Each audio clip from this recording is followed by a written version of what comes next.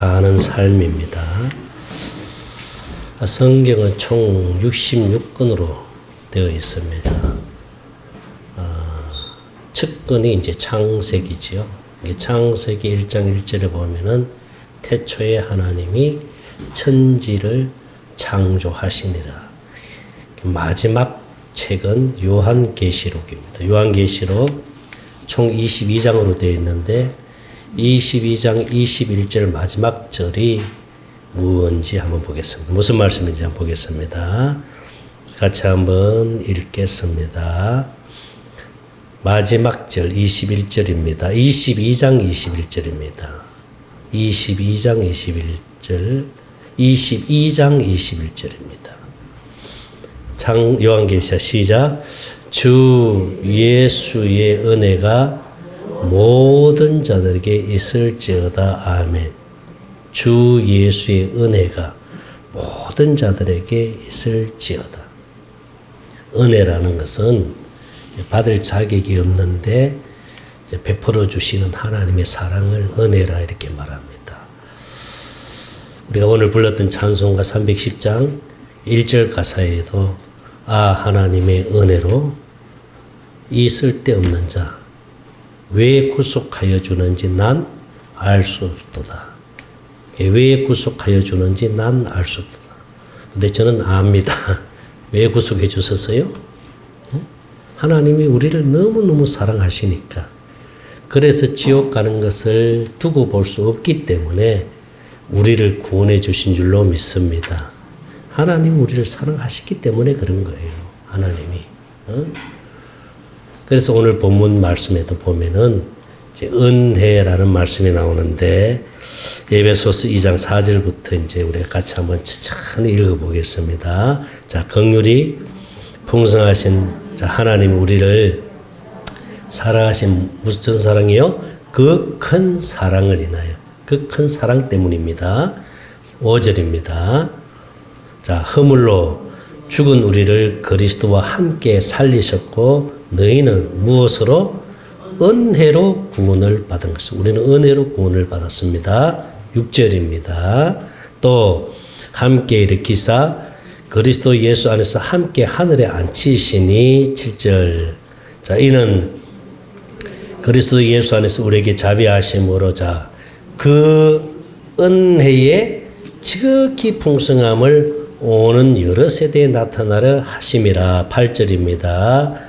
시작. 너희는 그 은혜에 의하여 믿음으로 말미암아 뭘 얻었다? 구원을 받았으니 이것은 너희에게서 난 것이 아니요 하나님의 선물이다. 자, 우리가 구원을 받은 것 하나님의 은혜입니다. 할렐루야. 우리의 노력으로 되어진 것이 아니잖아요. 그죠? 그래서 자랑할 것이 못 됩니다. 우리 의지가 전혀 없습니다. 하나님의 은혜입니다. 응? 우리가 복음을 알고 복음을 깨닫고 또 이 복음을 믿어서 하나님의 생명을 갖게 된 줄로 믿습니다. 이것 또한 하나님의 은혜인 줄로 믿습니다. 하나님의 은혜예요. 그렇잖아요? 자, 여러분 보세요. 교회 청함받은 사람들이 얼마나 많습니까? 그 많은 사람들 가운데 저와 여러분들에게 복음을 알게 해주셨잖아요. 그리고 이 복음을 깨닫게 해주셨잖아요. 그리고 이 복음을 믿게 해주셔서 결국은 우리가 하나님의 생명을 얻게 되었잖아요. 할렐루야. 이것은 하나님의 은혜인 줄로 믿습니다. 하나님의 은혜예요. 응?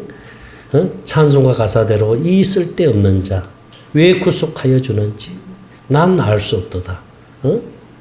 하나님 우리를 왜 구속해 주셨습니까? 우리를 너무너무 사랑하시기 때문에. 그래서 우리를 구원해 주시고 그냥 살아라 이게 아니고 우리와 함께 살기 위해서 우리 심령 안에 들어오셨습니다. 우리와 함께 살기 위해서 머리와 몸으로 그냥 내버려 두지 아니하시고 우리와 함께 살기 위해서. 그래서 우리가 어느 곳에 있든지 무엇을 하든지 항상 하나님이 함께 하실 줄 믿습니다. 그래서 주님과 내가 하나 되어 사는 삶이 축복이요 은혜인 줄로 믿습니다. 우리 심령 안에 들어오신 예수님, 그분은 은혜와 진리가 충만하신 분이에요. 그래서 여러분 요한복음 1장을 봅니다. 14절입니다.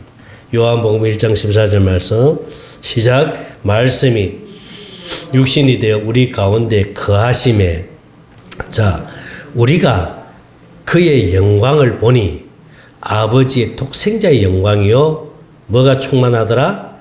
은혜와 진리가 충만하더라. 16절입니다. 16절 말씀 16절 말씀 봅니다. 시작. 우리가 다 그의 충만한 데서 받으니 은혜 위에 뭐더라?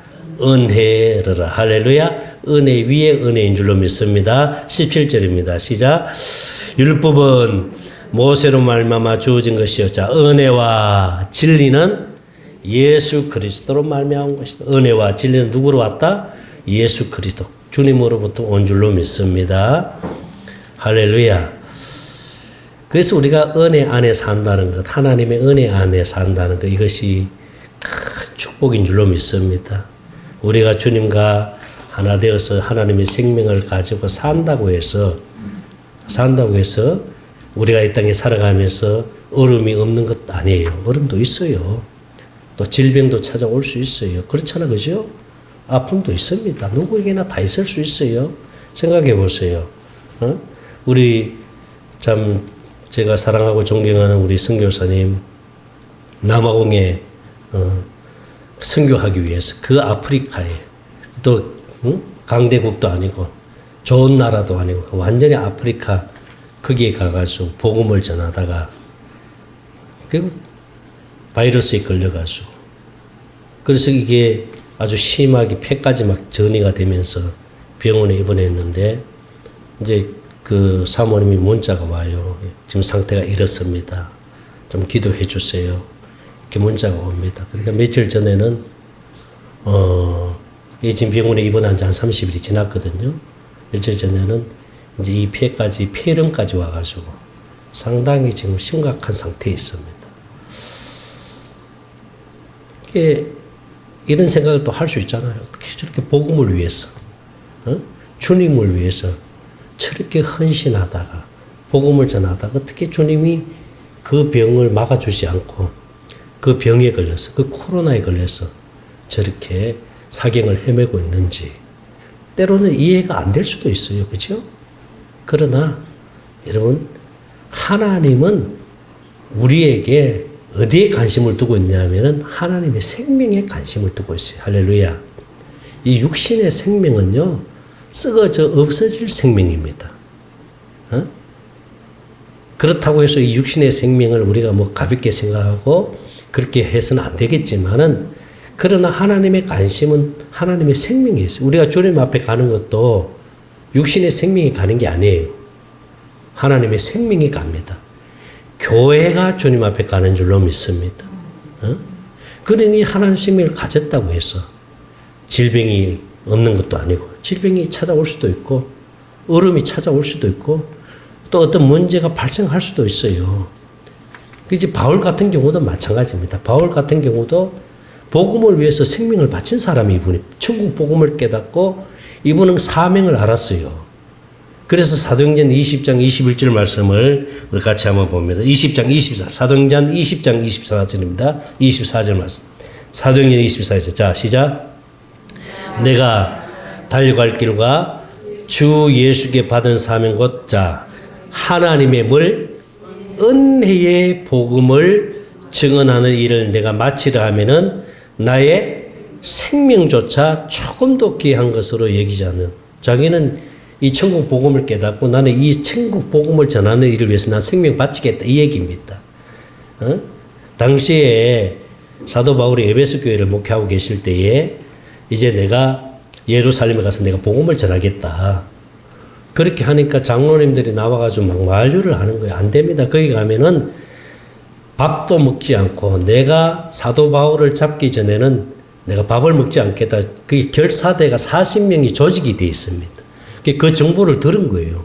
그러니까 바울이 거기 가면 반드시 잡히게 되고 잡히면 죽게 되는데 거기를 가도록 내버려 두지 않죠. 장로님들이. 그러니까 뭐 가지 말라고 가지 마세요. 그렇게 만류를 하고 있을 때 그 부둣가에 나와가지고 바울이 한 말이에요. 나의 달려갈 길과 내가 주 예수께 받은 사명 곧 하나님의 뭘 전하는 것? 이 은혜의 복음을 전하기 위해서는 나는 생명조차 귀하게 여기지 않는다. 나는 이 생명 내가 복음을 위해서 바치겠다. 이렇게 바울이 고백을 한 거예요. 할렐루야. 바울에게는 무엇이 있어요? 하나님의 생명이 있잖아. 할렐루야. 이 생명이 얼마나 귀했으면은 바울은 이 육신의 생명을 내가 내던지더라도 이 복음을 전하는데 내가 생명을 바치겠다. 그렇게 할 정도입니다. 근데 바울에게 뭐가 있습니까? 아픔이 있어요. 아픔이 있어요. 그 육체의 가시가 있습니다. 육체의 가시. 그것 때문에 하나님 앞에 3번이나 기도하잖아요. 하나님, 나 좀 고쳐주세요.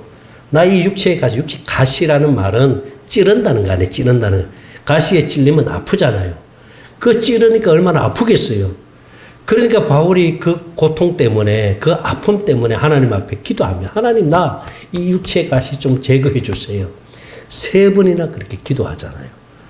자, 성경 말씀을 봅니다. 고린도후서 12장 7절입니다. 고린도후서 12장 7절 말씀 시작.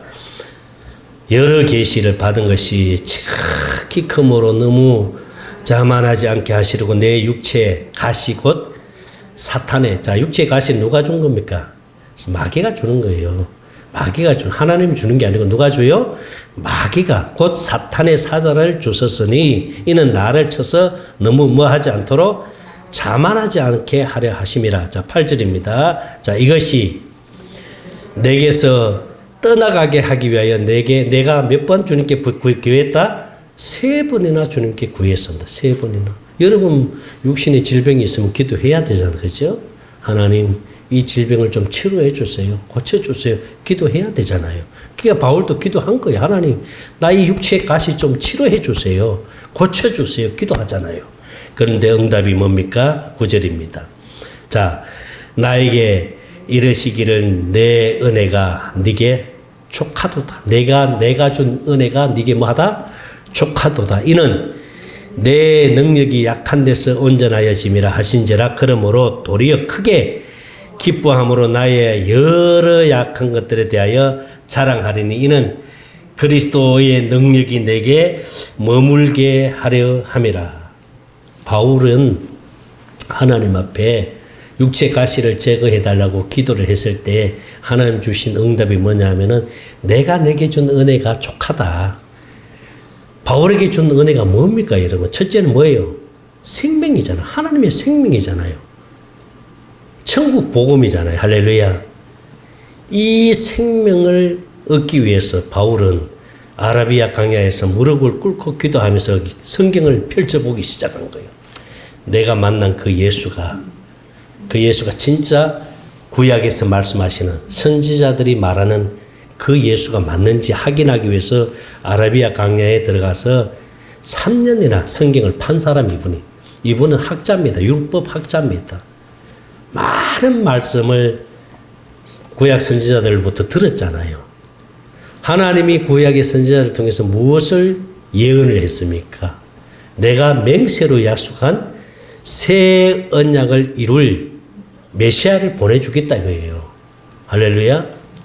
그 메시아가 내가 만난 그 예수, 바울이 만났잖아요. 부활하신 예수를 만났잖아요. 그렇죠? 어떻게 만났습니까? 교회를 핍박하기 위해서, 예수 믿는 사람들을 잡아 옥에 가두기 위해서, 옥에 가두기 위해서 다메섹 도상에 가다가 그때 부활하신 예수를 만났잖아요. 그러니까 내가 만난 그 예수가 구약에서 선지자들이 예언했던 그 메시아, 그 새 언약을 이루어 주시기 위해서 오신 예수가 맞는지 아라비아 광야에 들어가서 3년을 성경을 판 사람이에요. 거기에서 무릎을 친 거예요, 바울이. 바로 그 예수구나. 그래서 바울은 예수를 위해서 생명을 바치잖아요. 복음을 위해서. 할렐루야. 그러니까 이 생명을 얻은 것 얼마나 귀한 겁니까?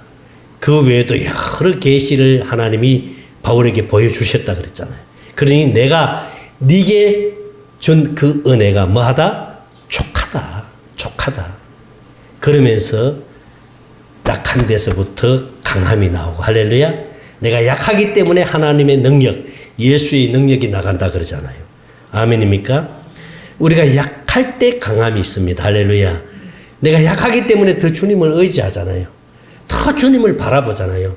내가 잘나고 내가 똑똑하고 내가 능력이 있고 내가 돈 많고 내가 지식이 있으면은 하나님을 의지하지 않습니다. 자기를 의지합니다. 자기 지식을 의지하고 자기가 가지고 있는 돈을 의지합니다. 그런데 내가 부족하기 때문에 내가 약하기 때문에 그래서 더 주님을 의지하는 거예요. 그래서 더 주님을 바라보는 거예요. 할렐루야. 그러니 주님이 나를 통해서 일을 하시는 거예요. 그래서 주님이 나를 통해서 능력이 나타나는 줄로 믿습니다. 하나님의 일하심입니다. 하나님의 역사하심인 줄로 믿습니다. 10절 말씀입니다. 시작. 그러므로 내가 그리스도를 위하여 뭐요? 약한 것들과 능력과 궁핍과 박해와 공고를 기뻐하노니 이는 내가 약한 그때 뭐 한다? 강함이라. 내가 약할 때 강한다. 할렐루야. 내가 약할 때 주님이 나를 통해서 일하시고 역사하실 줄 믿습니다. 나 약하다고 다 그렇게 되는 게 아니라 약할 때 더 누구를 바라보는 거예요? 더 주님을 바라보는 거예요. 더 주님을 의지하는 거예요. 아멘입니까? 내가 하는 것이 아니라 누가 하신다? 주님이 나를 통해서 일하실 줄 믿습니다. 그래서 바울이 고백하기를 성경 말씀입니다. 고린도전서 15장 10절입니다. 15장 10절 말씀입니다. 고린도전서 15장 시작. 그러나 자, 내가 나된 것은 뭐로 됐다? 하나님의 은혜로 된 것이니 내게 주신 그의 은혜가 헛되지 아니하여 내가 모든 사도보다 더 많이 수고하였으나 내가 한 것이 아니요 오직 나와 함께 하신 하나님의 뭐다? 은혜로다. 하나님의 은혜인 줄로 믿습니다. 내가 나된 것은 하나님의 은혜로 되어졌다. 저도 제가 이렇게 이 자리에 선 것도 제가 이 목회를 하고 있는 것도 다 하나님의 은혜인 줄 믿습니다. 그러니 오직 나와 함께 하신 하나님의 그 은혜 때문에 우리가 지금 살아가고 있는 거예요. 그래서 감사밖에 할 수 없습니다. 할렐루야. 그냥 감사밖에 없어요. 하나님 감사합니다. 하나님이 받으시는 것은 감사잖아요. 그냥 감사밖에 없잖아요. 얼마나 감사합니까? 그러므로 결론입니다. 이제 우리는 어디로 와야 돼요? 은혜의 보좌 앞으로 와야 됩니다. 은혜의 보좌 앞으로. 성경 말씀 봅니다. 히브리서 4장 16절입니다. 히브리서 4장 16절 시작. 그러므로 우리는 긍휼하심을 받고 때를 따라 돕는 뭘 얻기 위해서? 은혜를 얻기 위해서 어디로 나와야 돼요? 은혜의 보좌 앞으로 담대히 나아갈지니라. 할렐루야. 뭘 받기 위해서? 은혜를 받기 위해서. 어디에? 은혜의 보좌 앞에.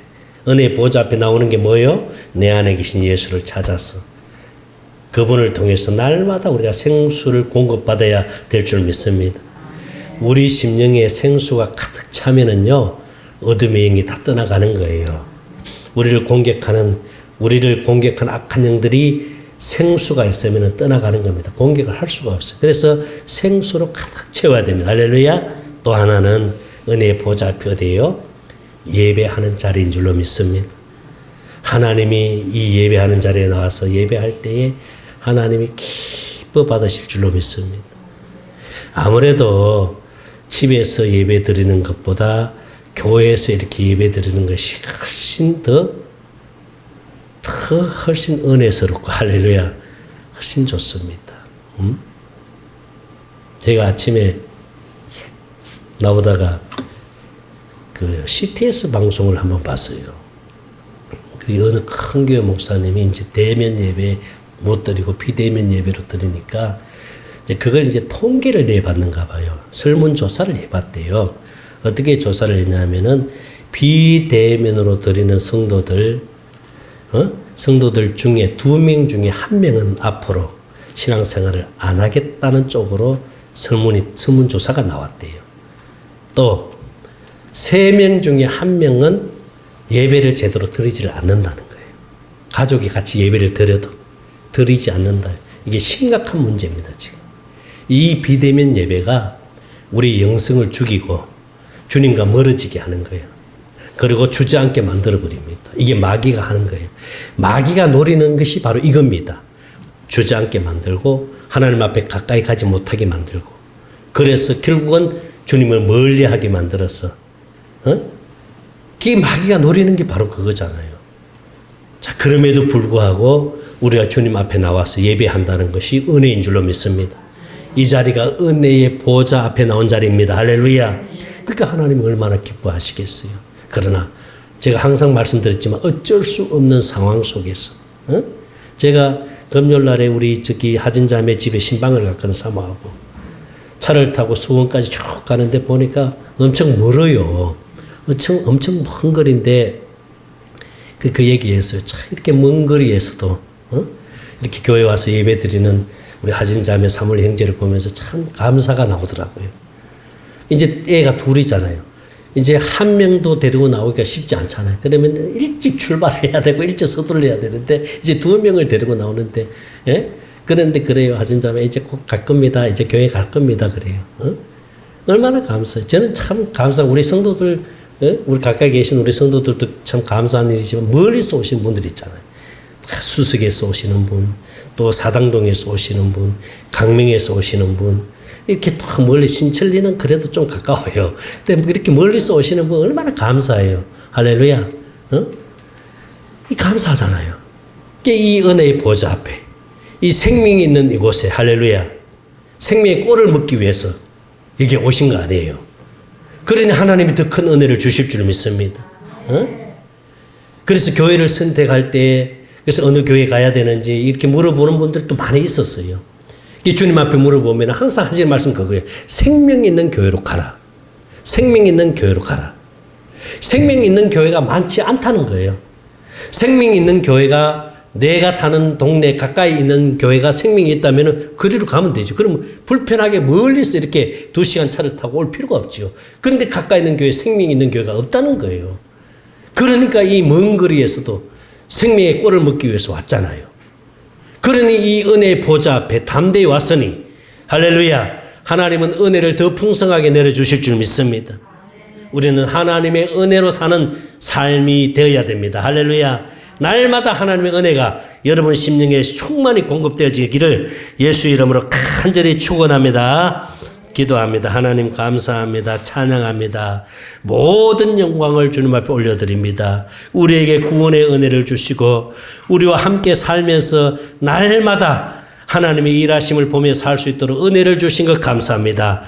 나의 나 된 것은 하나님의 은혜인 줄로 믿사오니 주님 은혜 다시 한번 감사드립니다. 모든 영광을 주님 앞에 올려드립니다. 생명 되시는 예수님 이름으로 기도드리옵나이다. 아멘. 이제는 우리 주 예수 그리스도의 은혜와 하나님 아버지의 무한하신 사랑하심과 성령님의 감동감화 충만하신 은혜가 날마다 새 언약 일꾼으로 살기로 결심하는 사랑하는 성도들의 머리 위에와 몸된 교회와 우리 샘청 가족들과 유튜브를 통해서 말씀을 듣는 모든 성도들 머리 위에 이제부터 영원토록 함께 계실지어다. 아멘.